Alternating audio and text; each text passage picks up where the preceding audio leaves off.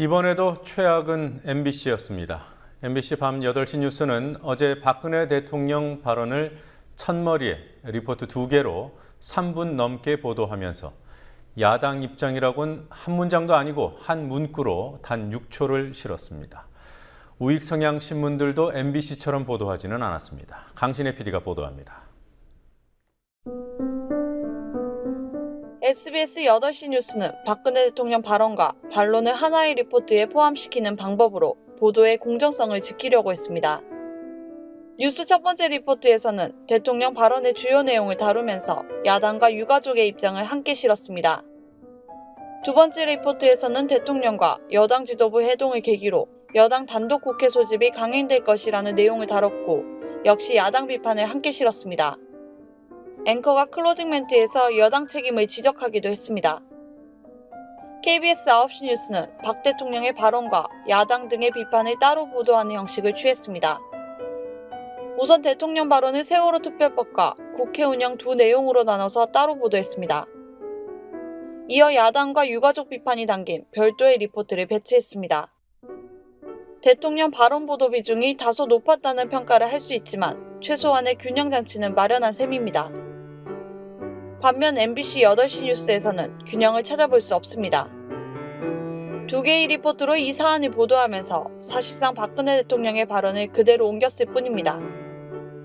리포트 2개 분량은 총 3분 9초였고 이 중 야당 입장이 한 문장도 아니고 한 문구로 단 6초가 담겼을 뿐이었습니다. 국회와 관련한 내용을 다룬 세 번째 리포트에 야당 입장이 일부 포함됐지만 그나마도 대통령이 아닌 국회의장을 향한 비판이었습니다. 신문들도 보도가 달랐지만 MBC처럼 대놓고 대통령 발언에 아무 비판도 가하지 않은 경우는 없었습니다. 한겨레 신문은 대통령이 유가족 가슴에 대못을 박았다는 사설을 실었고 경향신문은 본질을 호도하는 건 대통령이라고 했습니다. 한국일보도 대통령의 진정성 있는 노력이 부족했음을 지적했습니다. 우익 성향의 신문들조차 대통령 발언의 전반적 취지에 대해 공감한다면서도 일부 비판을 담았습니다. 조선일보의 경우 시기의 부적절성을 언급했습니다. 조선일보는 사설에서 대통령은 시기와 장소를 가려 때론 하고 싶은 말도 참고 내지르고 싶은 소리도 누를 줄 알아야 한다며 대통령의 발언이 전국을 푸는 데 도움이 되지 않을 것이라고 했습니다. 동아일보는 박 대통령이 꼭 그런 식으로 작심 발언을 해야 했냐며 야당의 입장에선 울고 싶은데 뺨을 때려준 격이라는 내용을 사설에 담았습니다. 여론 악화를 걱정하는 듯한 글을 썼습니다.